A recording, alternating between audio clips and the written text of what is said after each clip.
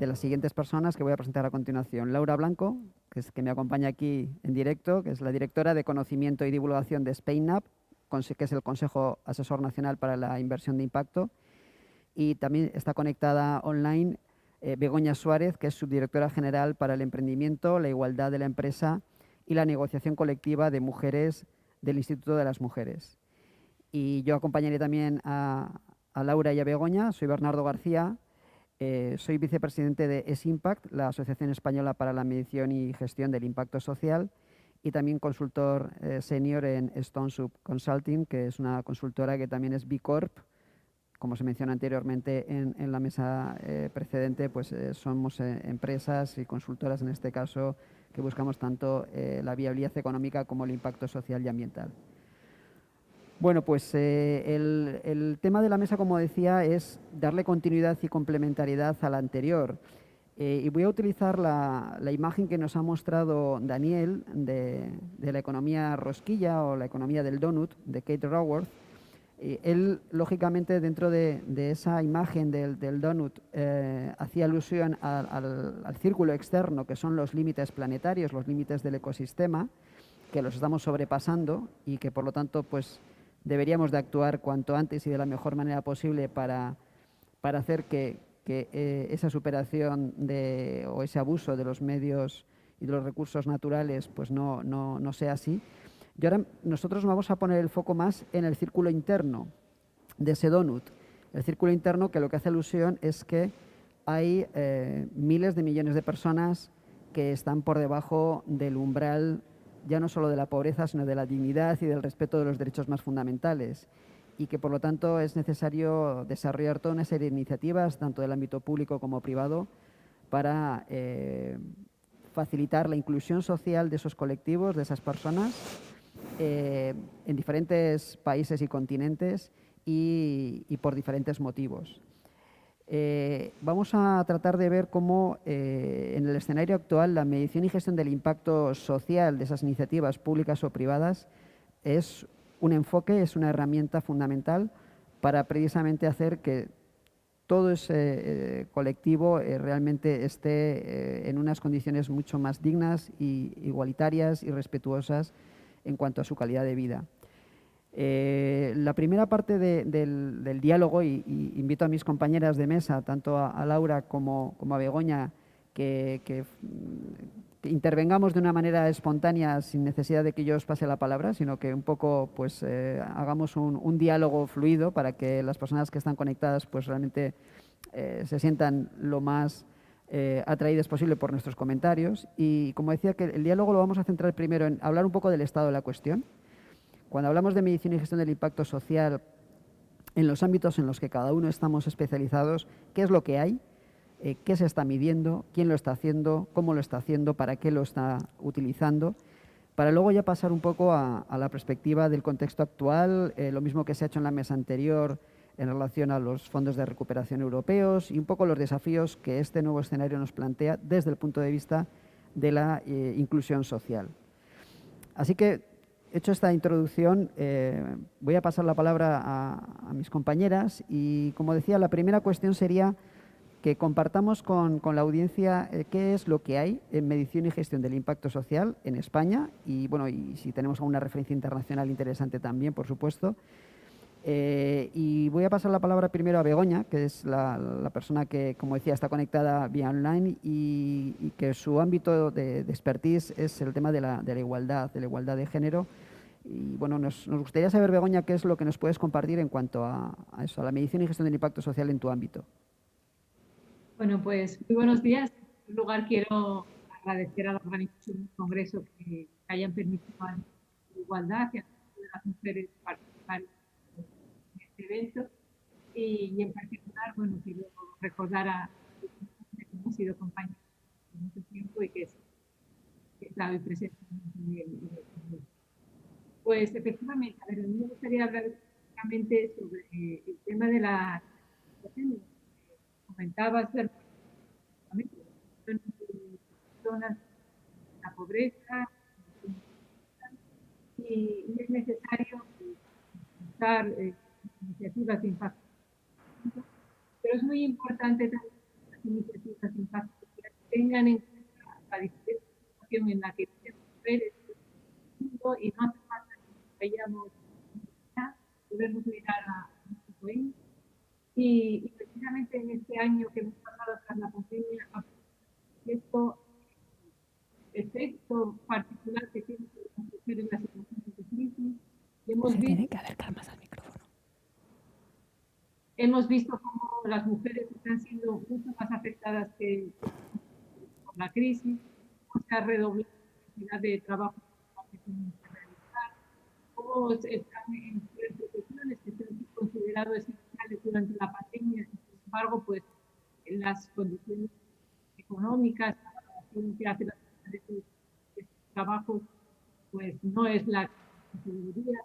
Y en ese sentido es muy importante que cuando hablamos de impacto social tengamos muy en cuenta que la parte importante de ese impacto social es el impacto de género.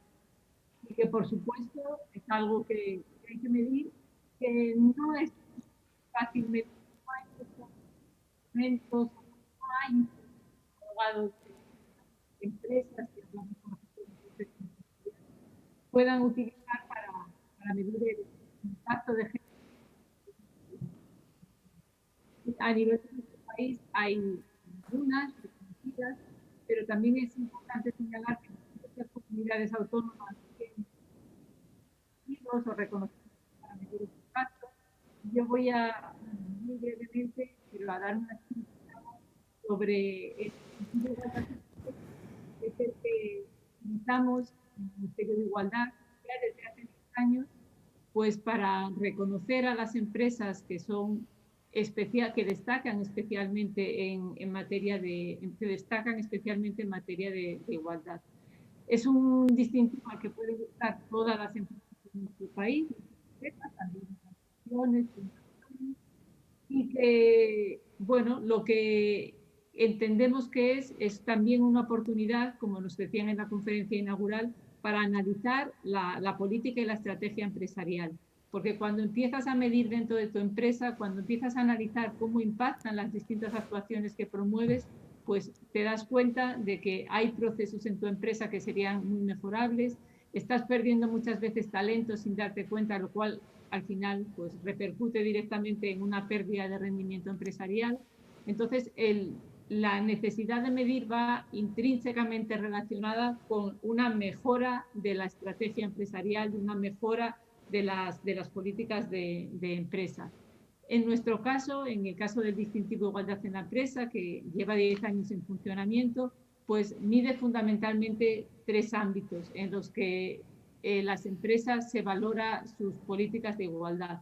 En concreto, se valora el empleo y las condiciones de trabajo, pues en un análisis riguroso de cuáles son las condiciones de acceso al empleo para mujeres y hombres, y la promoción profesional, si existen barreras o no a la promoción profesional de mujeres y hombres, los sistemas de clasificación profesional y cómo se valoran los puestos de trabajo. Es muy importante porque eso termina redundando en muchas ocasiones en brecha retributiva, que es bastante relevante a día de hoy en nuestro país. Luego también se analizan en este ámbito del empleo, pues cómo se organiza el tiempo de trabajo, las medidas que se promueven para facilitar la conciliación de la vida personal, familiar y laboral, pero también, sobre todo, para promover la corresponsabilidad. Se valora también la organización de la política empresarial y la responsabilidad social, el impacto que tiene esa responsabilidad social, la existencia de personas responsables específicas para llevar a cabo esos procesos, el hecho de la utilización de imágenes de la empresa, el uso no sexista del lenguaje, y luego también pues, se valora el que haya un diagnóstico riguroso de la situación de la empresa y medidas adecuadas y proporcionadas para promover esa igualdad. Y sobre todo se valora muchísimo la evaluación y el seguimiento. Es necesario que las empresas acrediten no solo que han puesto en marcha un diagnóstico, no solo que han realizado medidas de igualdad, sino que esas medidas les han hecho un seguimiento adecuado y las han evaluado. Y bueno, luego por no dedicar más tiempo a esta cuestión, pero bueno, sí que me gustaría, porque también salió en la mesa anterior, que vinculado a este distintivo se ha hecho una red, tenemos una red de entidades distintivas con lo cual hay la oportunidad de intercambiar puntos de vista, de mejorar procedimientos, de ir un poco más allá y ser innovadoras en muchos aspectos. Y bueno, en este sentido pensamos que es un instrumento que bueno, está funcionando relativamente bien, que tiene que mejorar, pero bueno, es un punto de partida importante.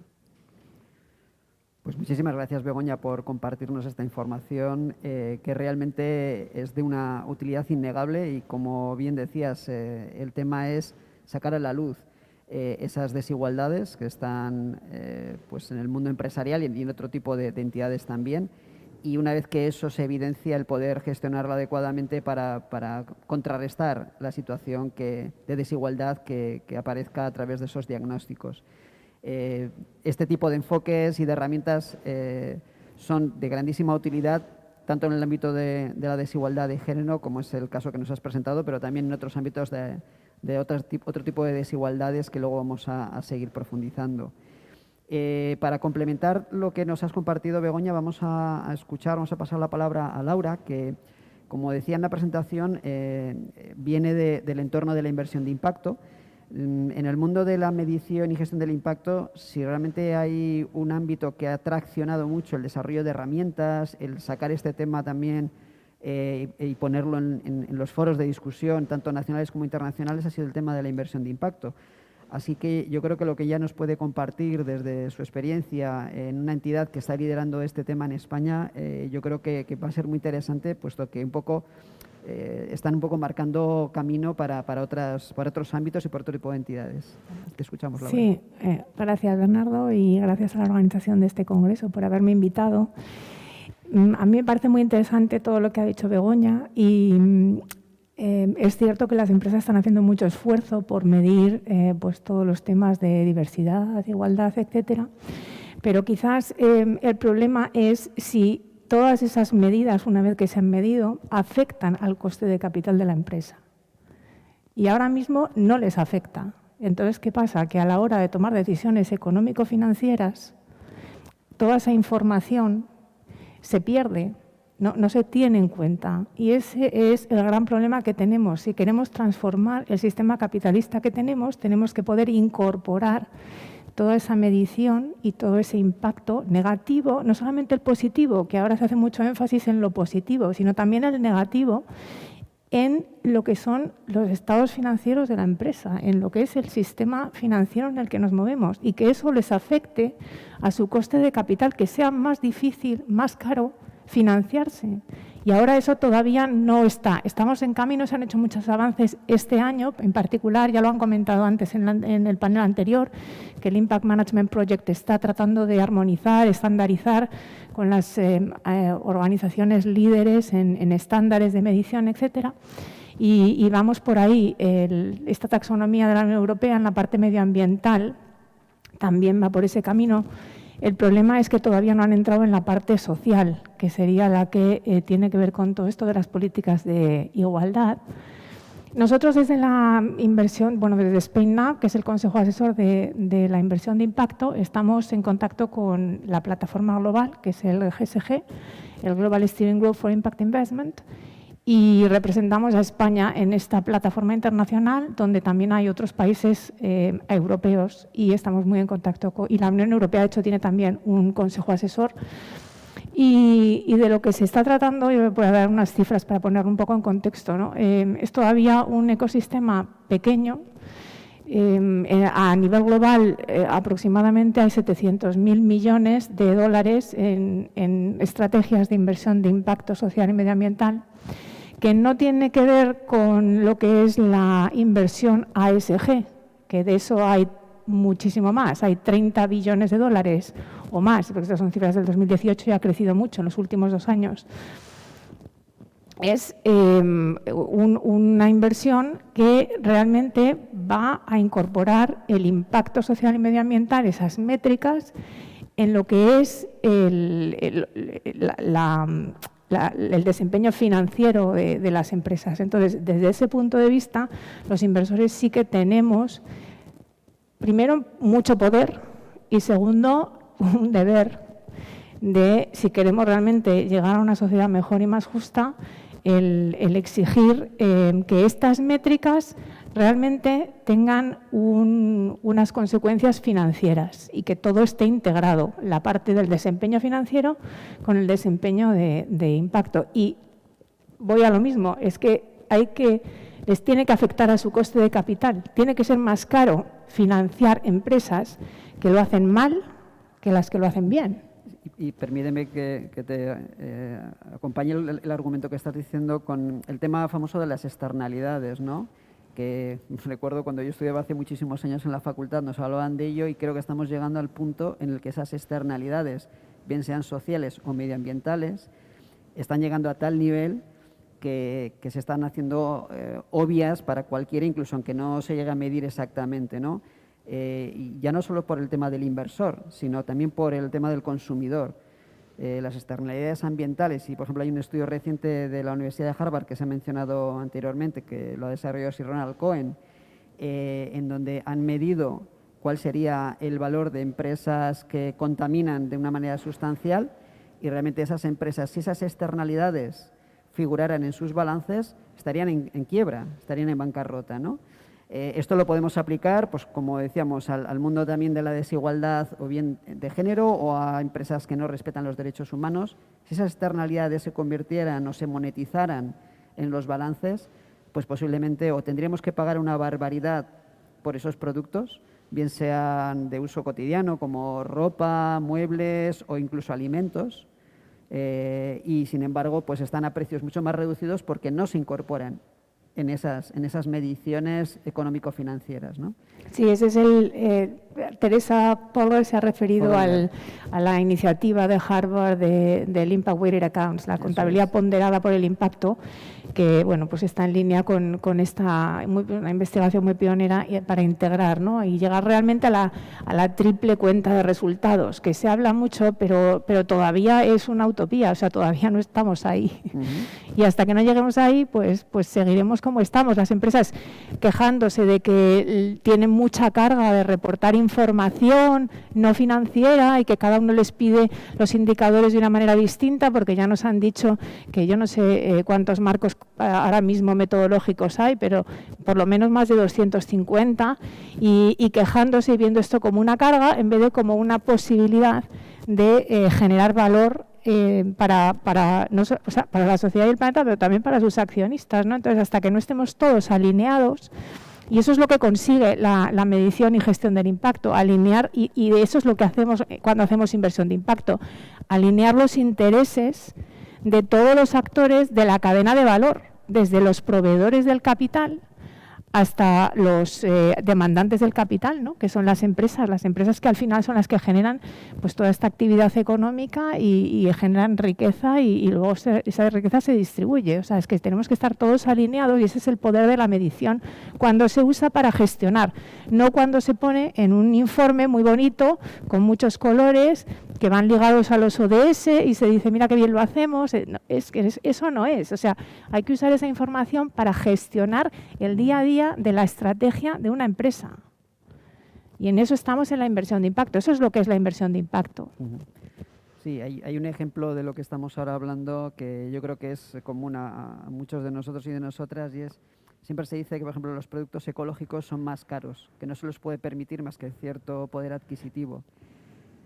Bueno, si los productos agroalimentarios que consumimos habitualmente realmente incorporaran el coste medioambiental y social que supone el que lleguen a nuestras tiendas, a los supermercados, en los precios actuales, si incorporáramos esos costes sociales y medioambientales, seguramente serían bastante más caros que los que son denominados ecológicos. Efectivamente. Entonces, bueno, yo creo que ahí hay un cambio importante, porque realmente hablar de estas cuestiones hace no tanto, y no me remontaría mucho más de 10 años, era algo pues totalmente inviable, puesto que no entraba en el foro de reflexión.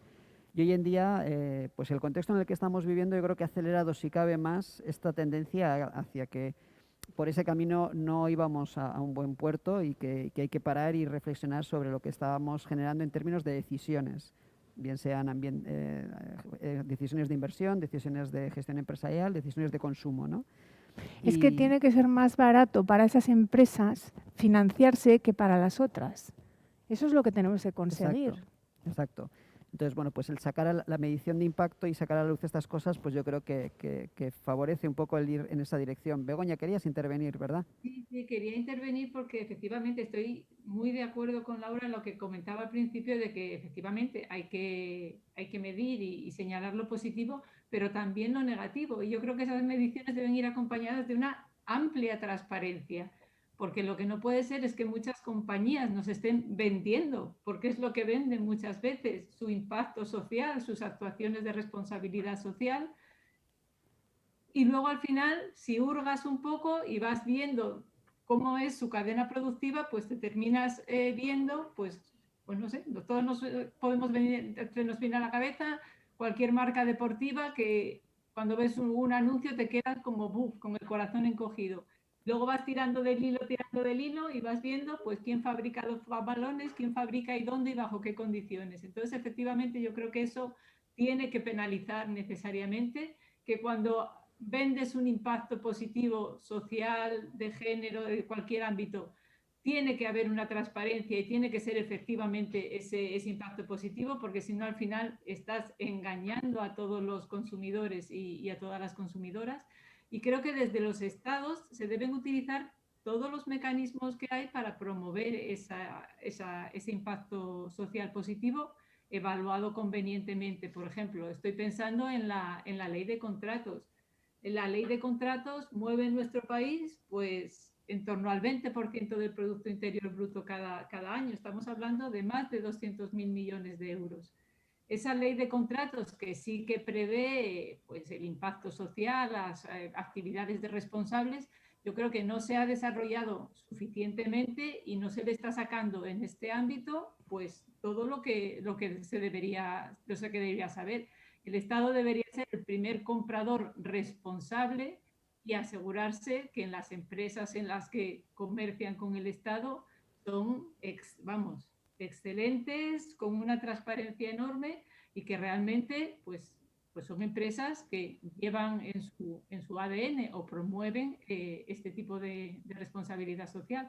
Yo creo que empezando por ahí y bueno, continuando con otras muchas herramientas o con el tema del plan de recuperación que probablemente comentaremos ahora. Sí, vamos, creo que el Estado es el gran comprador de impacto, ¿no? de cualquier ecosistema. Entonces, tiene muchísimo poder para cambiar las cosas. Sí, yo estoy de acuerdo. Al hilo de cosas que estáis comentando y que están muy en las conclusiones a las que hemos llegado en diferentes estudios que estamos realizando sobre el estado de la cuestión de qué se está midiendo y para qué, quiero hacer referencia a algunas de estas conclusiones porque yo creo que nos dan pistas interesantes y algunas las habéis citado, ¿no?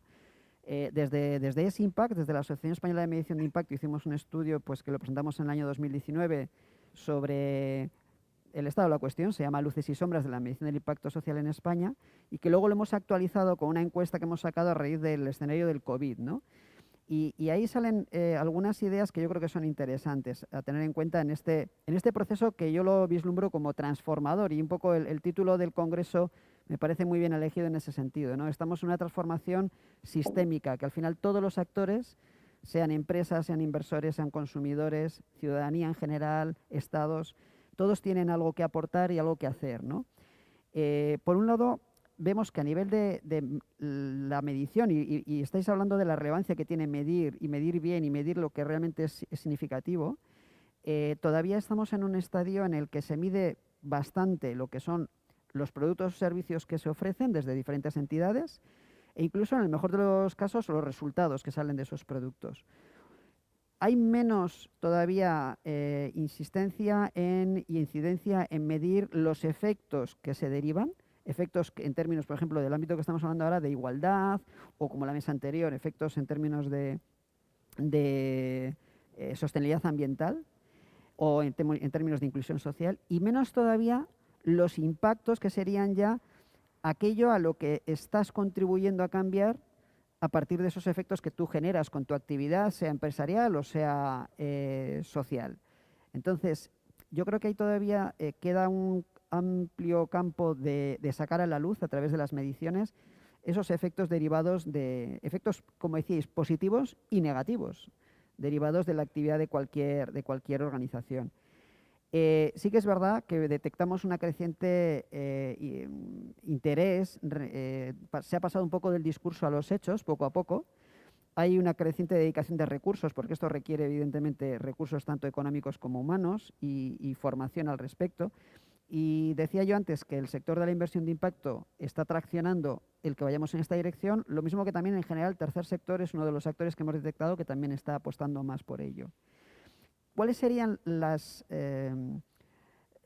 principales líneas de mejora? Bueno, pues hay dos que ya las habéis citado. Una, que lo mismo que se miden o se intentan medir los impactos o efectos positivos que toda entidad o toda iniciativa genera, que también se ponga el foco en los negativos, que a veces no son deseados, no es que se busquen, pero que también surgen en cualquier iniciativa y que sin tener esa doble visión va a ser muy difícil decir que esa entidad, esa iniciativa tiene un impacto positivo para la igualdad, para la inclusión o para el medio ambiente. Otro tema importante es, lo mencionaba Begoña, el tema de la comunicación y de la transparencia. Y también lo has citado tú, Laura, en el sentido de que hacer un maravilloso informe de impacto y para que se quede en el cajón o para que figure en una memoria, pues realmente ese no es el sentido que se le quiere dar al enfoque de la medición y gestión del impacto, sino que al final eso sea una herramienta de rendición de cuentas, tanto a nivel de los inversores, accionistas, ciudadanos, consumidores, entidades públicas, pero también en general a nivel de la imagen de esa organización, ¿no? Y en ese sentido tendría que estar al mismo nivel que lo que sería la publicidad de las cuentas económico-financieras. Al hilo de ir en esa dirección de las cuentas económico-financieras, también vemos que hay un déficit en las auditorías de las mediciones de impacto. Como comentabas, Laura, hay muchas metodologías, hay bastantes marcos de referencia y ahora hay alusión a los que más se están utilizando últimamente, pero lo importante es que se hagan esas mediciones con rigor y para que eso sea una fuente de credibilidad y de confiabilidad. Entonces, eso requiere que en algunos momentos tengamos que tener, cuando se hacen esas mediciones, una auditoría externa, un agente externo especializado objetivamente que nos diga pues, si están haciéndose esos procesos de la manera adecuada o son mejorables. Y luego, por último, yo quisiera también sacar a la luz un tema que además estará mucho en debate a nivel internacional, que es la participación de los grupos de interés. Porque si enfocamos las mediciones solo teniendo en cuenta los intereses, por ejemplo, de los inversionistas y no de aquellos grupos a los que esa inversión les va a afectar, bien sea de manera directa o indirecta, pues yo creo que eso desvirtúa bastante el uso de esa información, la utilidad de esa información y el potencial transformador de esa información.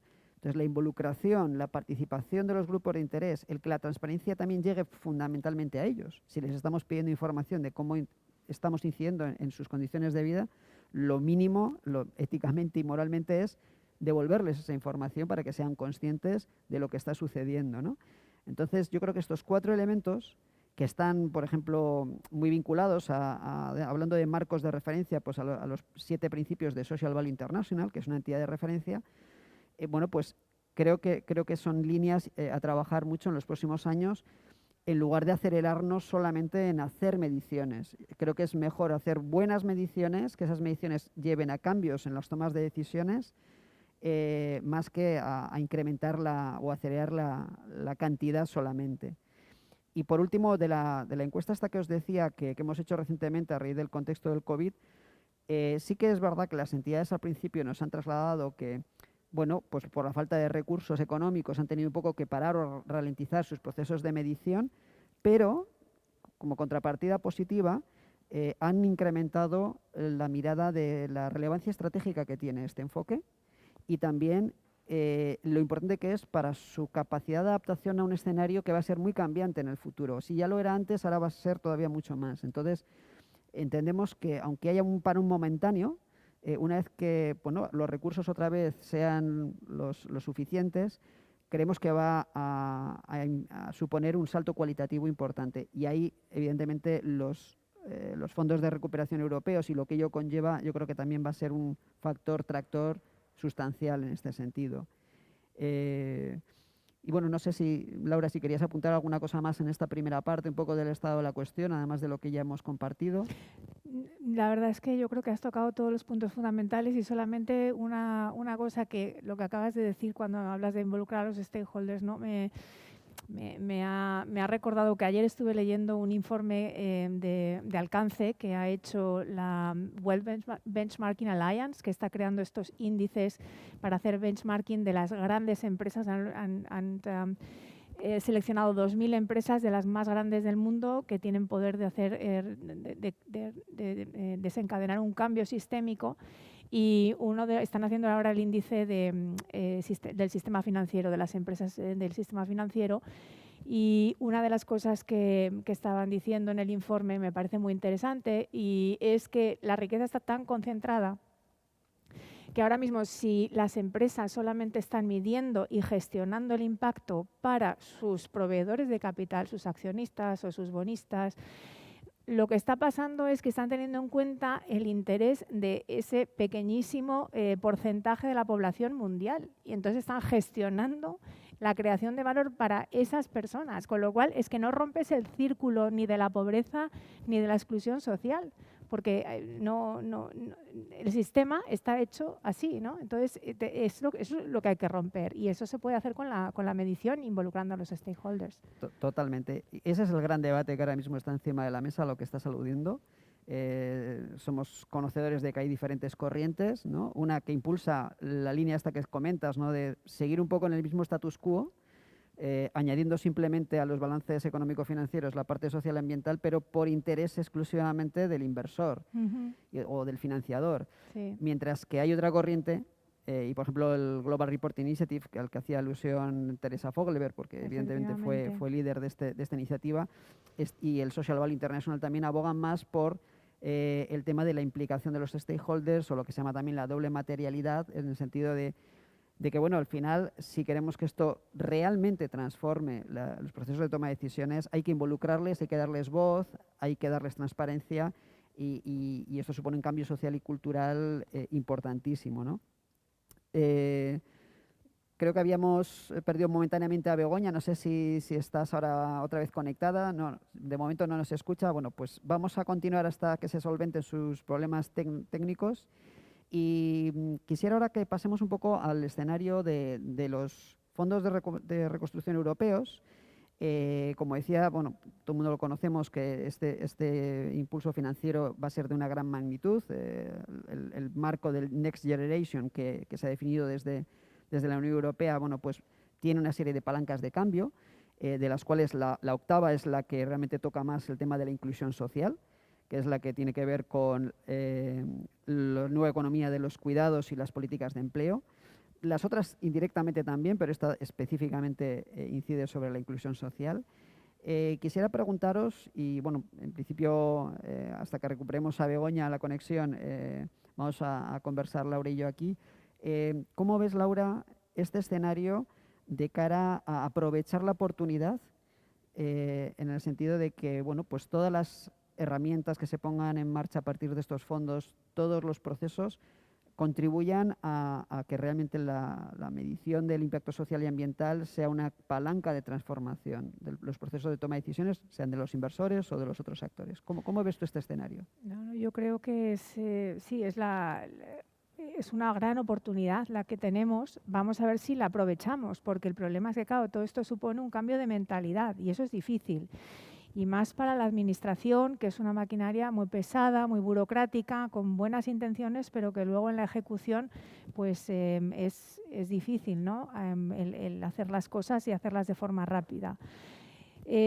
Nosotros, desde el punto de vista de la inversión de impacto, lo que estamos tratando es de promocionar una serie de herramientas que son muy innovadoras desde el punto de vista financiero, y que lo que hacen es ligar el impacto al desempeño. Entonces, concretamente, voy a hablar de los contratos de impacto social, que presentan una gran oportunidad precisamente para usar estos fondos de la Unión Europea.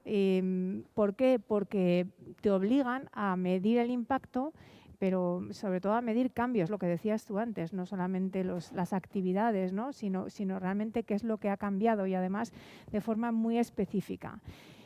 con eso lo que se consigue es alinear los intereses de todos los, como decía antes, de la administración, pero también de usar la disciplina de los inversores para que todas estas entidades sociales que están proveyendo servicios sociales a cuenta de la administración o encargados por la administración, que son los que compran el impacto, pues puedan también incorporarlos en la gestión diaria y sean más efectivos. Entonces, una herramienta para generar más impacto, porque el impacto se mide, el impacto se evalúa y el impacto luego se gestiona, porque hay unos objetivos muy concretos que si no se consiguen, los inversores pues no reciben dinero, porque la administración no paga. Entonces es una financiación, lo que se llama financiación basada en resultados. Y esta es una de las herramientas de este enfoque de financiar basándote en resultados, ¿no? Que son estos contratos de impacto social.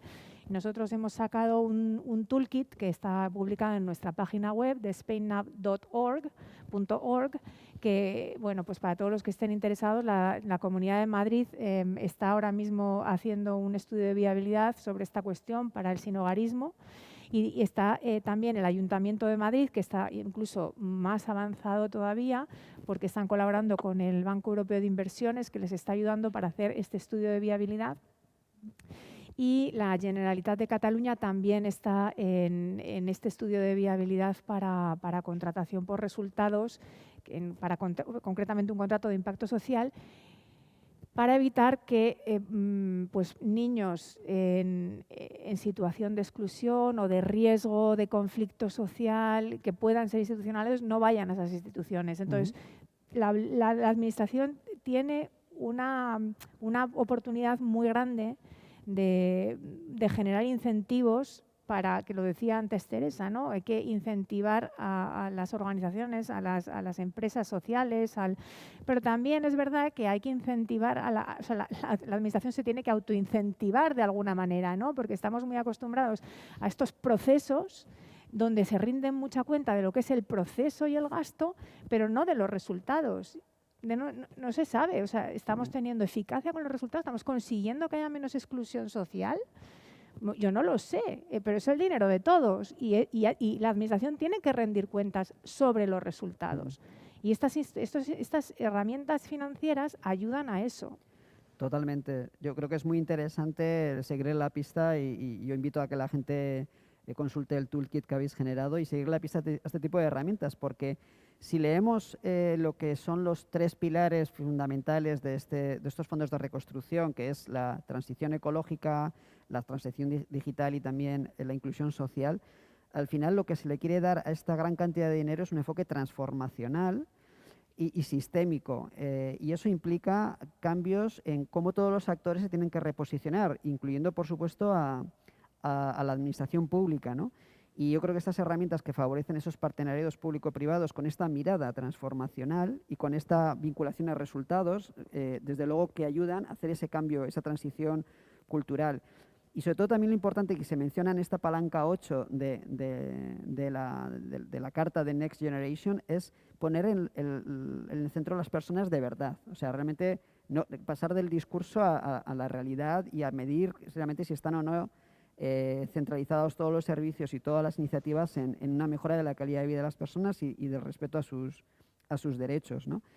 Hemos recuperado la conexión con Begoña, no sé si nos has podido escuchar en los últimos minutos. Estábamos un poco trayendo ya, y estamos entrando en la última parte de la mesa redonda, trayendo el escenario actual y futuro, ¿no? Los próximos 6, 7 años, desde luego la próxima década, va a tener mucho peso lo que desde los fondos de reconstrucción europeos se va a ir lanzando, y hablamos un poco de ese espíritu que está presente en esos fondos de transformación sistémica, medición de resultados, transformación de los actores, tanto de la administración como de los actores privados.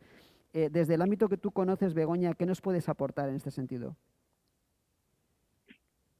Pues bueno, primero disculparme, jamás me había pasado esto, que ataque de estrés, se fue la conexión del ordenador, en fin, lo siento muchísimo. Pero bueno, entrando en el tema. A ver, el tema desde nuestro punto de vista nos preocupa muchísimo, porque efectivamente, aparte de los ejes transversales que estabais comentando, uno de esos ejes transversales es la igualdad de género.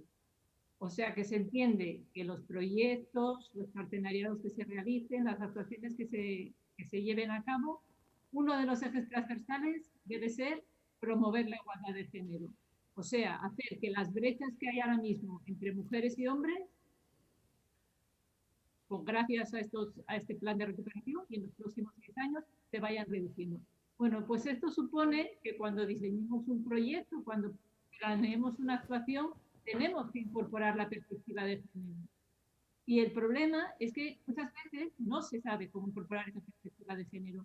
No se recogen indicadores desde el principio, no se sabe cómo plantear y al final a mí lo que me da mucha, no sé, me da miedo, digamos, en este sentido, es que no se incorpore la perspectiva de género y al final eso sea una frase, una de que se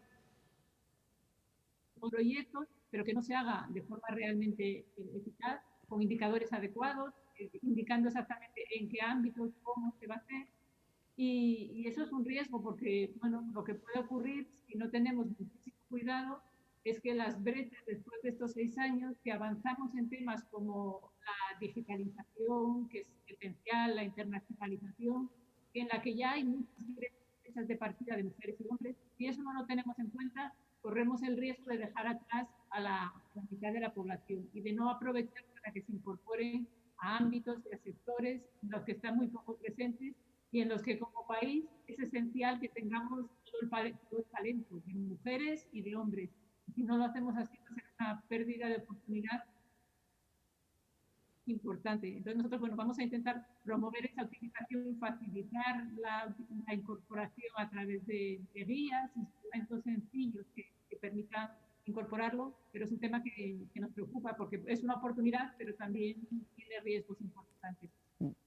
Pues sí, efectivamente, Begoña, y precisamente, bueno, pues había una pregunta, y estamos ya entrando en la parte ya final de la mesa redonda, hemos recibido un par de preguntas. Había una pregunta que hacía alusión a cómo poder, por ejemplo, transversalizar el espíritu y la estrategia que está siguiendo SpainUp en otros ámbitos. Y yo creo que la experiencia que nos has compartido, Laura, de los contratos de impacto social y otras herramientas en las que sé que estáis trabajando, podría servir a otros sectores, como por ejemplo el tema de igualdad de género, para que efectivamente no se quedara todo en el discurso, ¿no? Hay que aterrizar en herramientas concretas, hay que tratar de que esas mediciones se utilicen y sirvan para mejorar los procesos de toma de decisiones.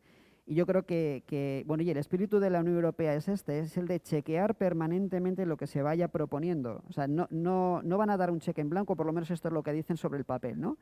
Y va a haber que reportar los estados cada 6 meses cómo están generando impacto social y ambiental, incluyendo evidentemente uno de los pilares es la igualdad de género, cómo van avanzando en esos principios, en esos pilares, a partir de las iniciativas que se están financiando. Si no medimos lo que está funcionando o lo que no está funcionando y el cómo, evidentemente va a ser muy difícil el corregir a tiempo y no darnos cuenta ya demasiado tarde de que hemos perdido una grandísima oportunidad, ¿no? Entonces yo creo que en esa línea de compartir espacios como este, ¿no? y otros muchos donde desde cada sector, desde cada problemática, cada uno va haciendo caminito, yo creo que es importante, ¿no? Y en ese sentido, bueno, pues invitar a todo el mundo también que tenga interés en este tipo de enfoques y de temáticas, bueno, pues la asociación que hemos lanzado es Impact, pues está un poco también queriendo crear esos foros. Hay una pregunta también en concreto para ti, Begoña, sobre el tema del distintivo de igualdad, que lo explicaste anteriormente, si tienes algunos datos o puedes dar al menos alguna referencia de alguna página web donde se pueden encontrar estos datos de cómo se está implantando. Pues mire, sí, tenemos información y en esta página web que os voy a comentar ahora están colgadas todas las convocatorias, está colgado el número de empresas que tienen el distintivo en la actualidad, que son 158, y en esa página web aparece la relación de todas ellas. Desde que lo pusimos en marcha hace 10 años se han presentado 1.500 empresas, un tercio de esas 1.500 empresas son pymes y coincide prácticamente con el porcentaje de esas 158 empresas que tienen el distintivo. Entonces, si entráis en la página web igualdadenlaempresa.es, ahí tenéis toda la información. Y en esa página web también se pueden encontrar instrumentos y herramientas que facilitan a las empresas y a las entidades en general la incorporación efectiva de la igualdad en el ámbito de su gestión habitual y de sus políticas de personal. Estupendo, muy bien, Begoña. Pues vamos ya cerrando la mesa, pero estamos fuera ya de tiempo. Un poco por recapitular, y salvo que tengáis alguna cosa que añadir en lo que ya hemos compartido, por recapitular lo que se ha dicho, yo diría que hay una oportunidad en estos momentos de darle impulso a la medición y gestión del impacto, no simplemente por lo que aporta, sino por el contexto en el que estamos, de un gran cambio transformacional sistémico. Vemos o detectamos que hay aspectos muy mejorables en los cuales yo pienso que la formación debería de ser un pilar fundamental, formar y concienciar sobre todo a los que toman las decisiones en los diferentes ámbitos, sea la administración pública, sea la empresa, en sus diferentes también dimensiones, sean las entidades sociales. Porque sin ese cambio de mentalidad es muy difícil que luego las personas y los equipos puedan utilizar este tipo de herramientas, que hay que hacer pruebas piloto, hay que ensayar, hay que intentar hacer las primeras mediciones y perfeccionar los sistemas progresivamente y por lo tanto también perder ese miedo y a veces las resistencias o las inercias a adentrarnos en un terreno que igual nos resulta un poco desconocido.